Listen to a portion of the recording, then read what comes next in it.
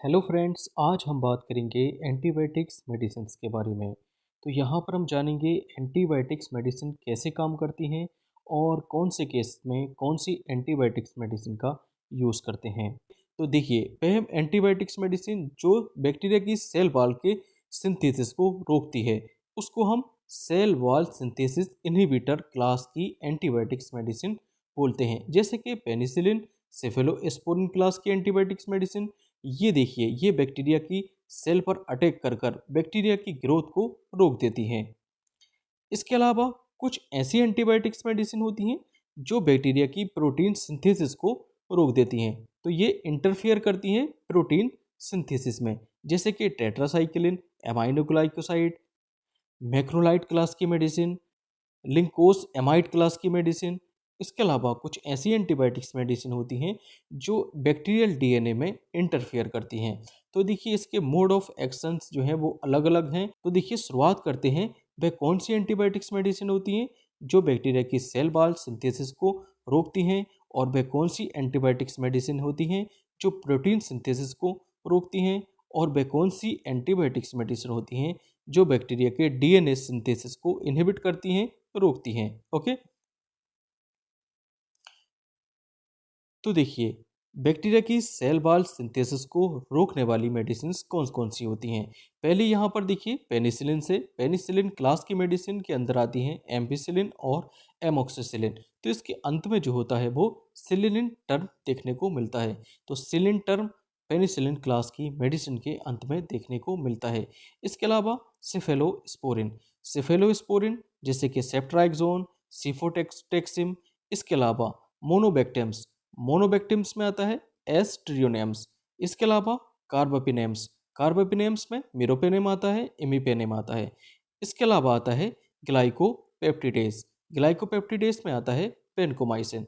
तो ये मेडिसिन देखिए, बैक्टीरिया की सेल वॉल पर अटैक कर कर बैक्टीरिया की सेल ग्रोथ को रोकती हैं। ओके, इसके अलावा protein synthesis inhibitors, protein synthesis inhibitors class की एंटीबायोटिक्स मेडिसिन कौन कौन सी होती हैं। इसमें आता है एमाइनोग्लाइकोसाइड्स, मैक्रोलाइट्स। एमाइनोग्लाइकोसाइड्स में आता है जेंटामाइसिन, टोब्रामाइसिन, और मैक्रोलाइट्स में आता है एरिथ्रोमाइसिन, एजिथ्रोमाइसिन। तो मैक्रोलाइट क्लास की मेडिसिन के अंत में थ्रोमाइसिन टर्म देखने को मिलता है। इसके अलावा इसमें आता है लिंकोसेमाइड्स, लिंकोसेमाइड्स में आता है क्लिंडामाइसिन। इसके अलावा स्ट्रेप्टोग्रामिन्स, स्ट्रेप्टोग्रामिन्स का एग्जाम्पल है क्यूनोप्रिस्टिन और डेल्फोप्रिस्टिन। इसके अलावा लिंजोलिड, लिंजोलिड आता है ऑक्साजोलिडीनोन्स, ऑक्साजोलिडीनोन्स के अंदर आता है linezolid. Okay, next antibiotics medicine DNA synthesis inhibitor class की मेडिसिन। इसके अंदर आती हैं फ्लोरोक्यूनोलोन्स, फ्लोरोक्यूनोलोन्स क्लास की मेडिसिन जैसे कि सिप्रोफ्लोक्सासिन, लीवोफ्लोक्सासिन, और सल्फोनामाइड्स, सल्फोनामाइड्स क्लास की मेडिसिन जैसे कि सल्फा मिथोक्साजोल। इसके अलावा ट्राइमिथोप्रिम और मेट्रोनिडाजोल। ये एंटीबायोटिक्स मेडिसिन ये बैक्टीरिया के डीएनए सिंथेसिस को इनहिबिट करती हैं। तो ये था एंटीबायोटिक्स मेडिसिन का क्लासिफिकेशन। अब आते हैं, देखिए कौन सी केसेस में कौन सी एंटीबायोटिक्स मेडिसिन का यूज़ करते हैं। तो सबसे पहले जान लेते हैं निमोनिया के बारे में। तो देखिए, यहाँ पर केस है निमोनिया का। तो निमोनिया के केस में देखिए, यहाँ पर एल्बोलाई में फ्लूइड एक्यूमुलेट हो जाता है। तो ये एक बैक्टीरियल इन्फेक्शन के कारण होता है। तो ये निमोनिया का केस है। देखिए, यहाँ पर देखिए, ये राइट लंग, ये लेफ्ट लंग। यहाँ पर राइट लंग में राइट मिडल लोब कंसोलिडेशन का केस देखने को मिल रहा है। तो ये निमोनिया का केस है। तो देखिए, निमोनिया किसके कारण होता है। तो कौन कौन से बैक्टीरियाज हैं जो निमोनिया को कॉज करते हैं। तो जैसे कि स्ट्रेप्टोकोकस निमोनिया, हीमोफिलस इन्फ्लुएंजा, और क्लेप्सिला निमोनिया, और स्टेफाइलोकोकस ऑरियस। तो ये बैक्टीरिया होते हैं जो निमोनिया कॉज करते हैं। तो यहाँ पर देखिए, कौन कौन सी एंटीबायोटिक्स मेडिसिन का यूज़ करते हैं। तो यहाँ पर देखिए एमोक्सिसिलिन, तो इसके अंत में देखिए सिलिन टर्म है।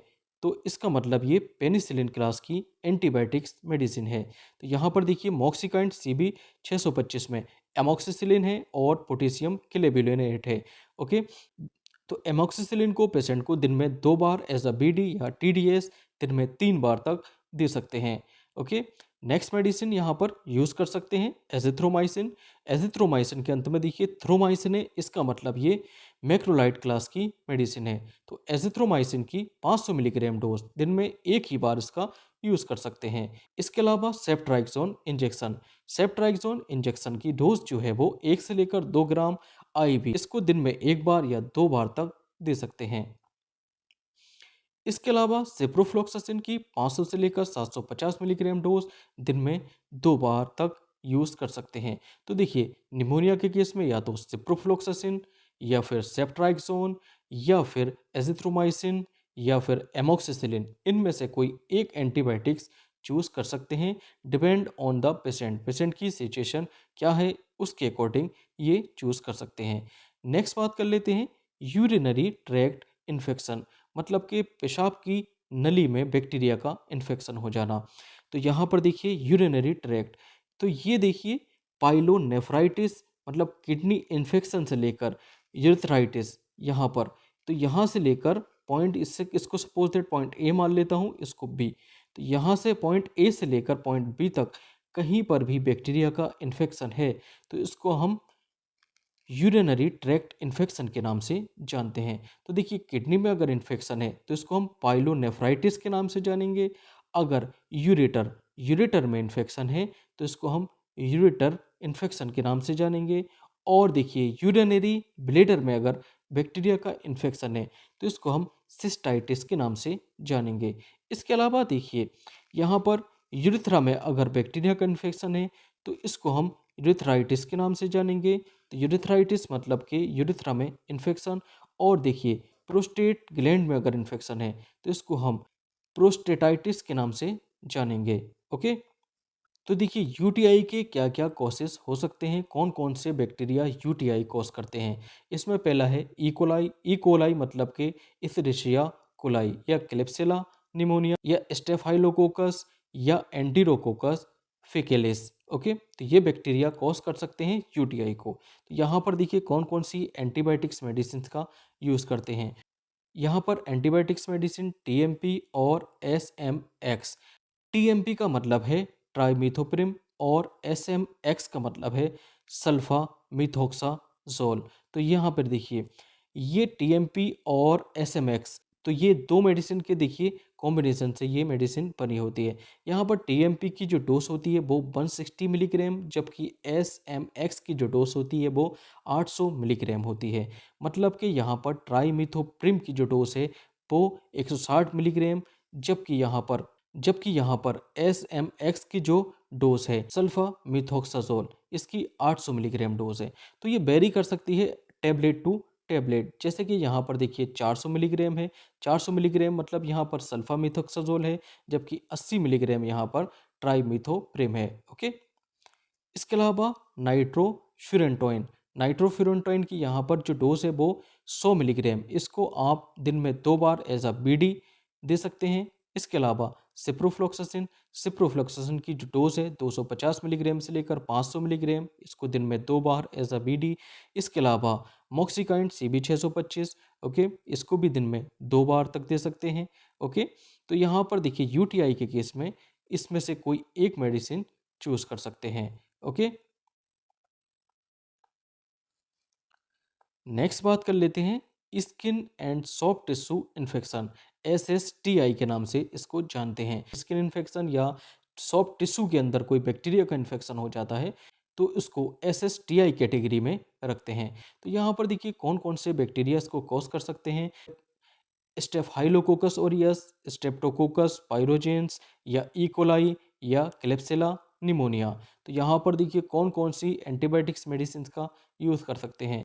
यहाँ पर सेफेलेक्सिन, इसकी 500 से लेकर 1000 मिलीग्राम डोज, इसको दिन में 2 बार या 3 बार तक दे सकते हैं। इसके अलावा डाइक्लोक्सासिलिन, इसकी 500 से लेकर 1000 मिलीग्राम डोज BD या TDS तक दे सकते हैं। इसके अलावा क्लिंडामाइसिन, इसकी 150 मिलीग्राम से लेकर 300 मिलीग्राम डोज, इसको BD या TDS तक दे सकते हैं। इसके अलावा बेंकोमाइसिन, बेंकोमाइसिन इंजेक्शन, इसकी 1 ग्राम से लेकर 2 ग्राम डोज इसको आईबी बीडी दिन में 2 बार तक पेशेंट को लगाया जा सकता है। ओके, तो इसमें से देखिए कोई एक एंटीबायोटिक्स चूज कर सकते हैं। नेक्स्ट बात कर लेते हैं रेस्पिरेटरी ट्रैक्ट इन्फेक्शन, या इसको शॉर्ट फॉर्म में हम आरटीआई के नाम से जानते हैं। तो यहाँ पर देखिए इसको दो पार्ट्स में डिवाइड किया गया है। पहला अपर रेस्पिरेटरी ट्रैक्ट और दूसरा लोअर रेस्पिरेटरी ट्रैक्ट। तो देखिए अपर रेस्पिरेटरी ट्रैक्ट में नेसल कैविटी आती है, फेरिंग्स आता है, तो ये फेरिंग्स है, और इसके अलावा लेरिंग्स आता है। जबकि देखिए लोअर रेस्पिरेटरी ट्रैक्ट के अंदर ट्रैकिया आती है, ये ट्रैकिया है। इसके अलावा प्राइमरी ब्रोंकाई और लंग्स आता है। तो देखिए या तो बैक्टीरिया का इन्फेक्शन यहाँ पर अपर रेस्पिरेटरी ट्रैक्ट में होगा या लोअर रेस्पिरेटरी ट्रैक्ट में होगा। तो दोनों को मिलाकर हम रेस्पिरेटरी ट्रैक्ट इन्फेक्शन के नाम से जानते हैं। तो कौन कौन से बैक्टीरिया से ये हो सकता है? तो ये स्ट्रेप्टोकोकस, निमोनिया और हीमोफिलस इन्फ्लुएंजा और स्टेफाइलोकोकस ऑरियस, इन बैक्टीरिया से ये हो सकता है। तो यहाँ पर देखिए कौन कौन सी एंटीबायोटिक्स मेडिसिन का यूज़ किया जाता है। तो यहाँ पर देखिए मॉक्सिकाइंड CB 625, जिसको दिन में 2 बार या 3 बार तक दे सकते हैं।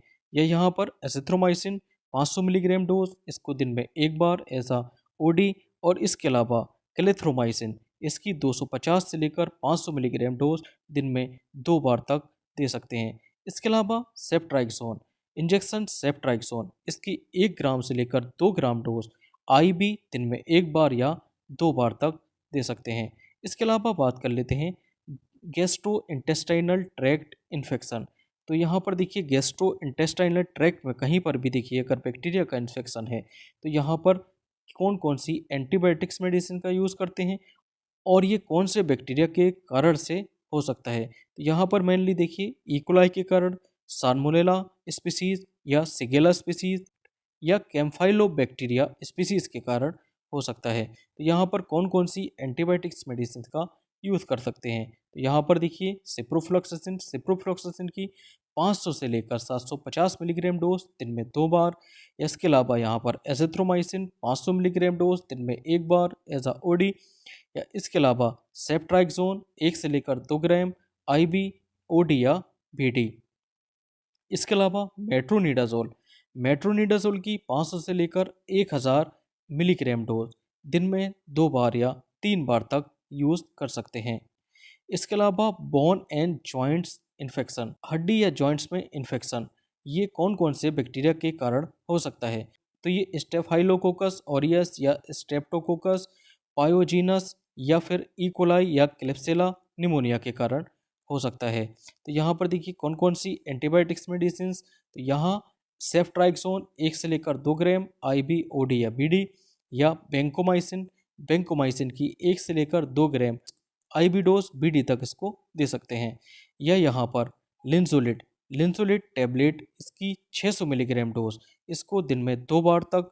या डेप्टोमाइसिन की जो डोज होती है वो 4 से लेकर 6 मिलीग्राम पर केजी के हिसाब से आईबी इंजेक्शन दिन में 1 बार तक इसको दे सकते हैं। ओके, इसके अलावा एंडोकार्डाइटिस का क्या मतलब हुआ। देखिए एंडो मतलब होता है इनसाइड, मतलब के अंदर, और कार्डियो टर्म में आया है देखिए हार्ट से। ओके, कार्डियक या कार्डियो मतलब हार्ट, और आइटिस मतलब होता है इन्फ्लामेशन। तो देखिए हार्ट के अंदर अगर बैक्टीरिया का इन्फ्लामेशन होता है तो इसको हम देखिए बोलते हैं एंडोकार्डाइटिस। तो एंडोकार्डाइटिस को कौन कौन से बैक्टीरिया कॉज कर सकते हैं। तो इसको स्ट्रेप्टोकोकस विरिडेंस या स्टेफाइलोकोकस ऑरियस या एंटीरोकोकस फिकेलिस या इकोलाई, तो इन बैक्टीरिया के कारण ये हो सकता है। तो यहाँ पर कौन कौन सी एंटीबायोटिक्स, यहाँ पर भी देखिए सेफ्ट्राइसोन की 1 से लेकर 2 ग्राम डोज ओडी या बीडी। या बेंकोमाइसिन की 1 से लेकर 2 ग्राम डोज बीडी। या फिर जेंटामाइसिन की जो डोज है वो 1 से लेकर 2 मिलीग्राम पर केजी, इसको भी आईबी देते हैं। या फिर यहाँ पर एम्फिसिलिन की जो डोज है वो 2 से लेकर 4 ग्राम आईबी, और इसको जो है दिन में 2 बार तक दे सकते हैं। इसके अलावा मेनिंजाइटिस, तो देखिए मेनिंजाइटिस में भी 2 टर्म है। पहला है मेनिंजिस और दूसरा है आइटिस। तो आइटिस मतलब होता है देखिए इन्फ्लामेशन, और यहाँ पर देखिए इन्फ्लामेशन कहाँ हुआ है, ये हुआ है मेनिंजिस में। मेनिंजिस मतलब जो ब्रेन की देखिए कवरिंग होती है उसको हम मेनिंजिस के नाम से जानते हैं। तो मेनिंजिस होती हैं तीन।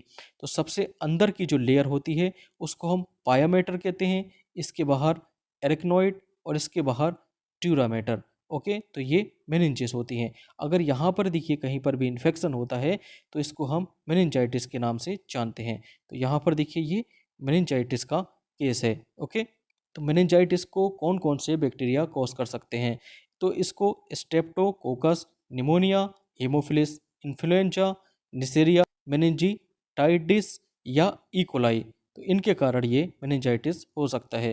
तो यहाँ पर कौन कौन सी एंटीबायोटिक्स का यूज़ करते हैं? तो यहाँ पर सेफ्ट्राइक्सोन 1 से लेकर 2 ग्राम आईबी दिन में 1 बार या 2 बार, या फिर इसके अलावा बैंकोमाइसिन, इसकी जो एक से लेकर 2 ग्राम डोज आईबी दिन में 2 बार, या एम्फिसिलिन इंजेक्शन, इसकी 2 से लेकर 4 ग्राम डोज आईबी दिन में 2 बार, या यहाँ पर फिर मीरोपेनिम इंजेक्शन। मीरोपेनिम इंजेक्शन की जो डोज है यहाँ पर 1 से लेकर 2 ग्राम आईबी दिन में 2 बार या 3 बार तक दे सकते हैं। तो देखिए इसकी डोज जो है वो डिपेंड करती है पेशेंट की सिचुएशन क्या है। और देखिए मेनली एंटीबायोटिक्स मेडिसिन की जो ड्यूरेशन होती है वो लगभग 3 से लेकर 7 दिन तक मेनली इसको यूज़ कर सकते हैं। उसके अलावा ये डिपेंड करता है देखिए पेशेंट की सिचुएशन पर। तो अलग अलग पेशेंट की अलग अलग सिचुएशन होती है, तो duration of time of dose भी यहाँ पर देखिए अलग अलग होती है। Okay, thank you.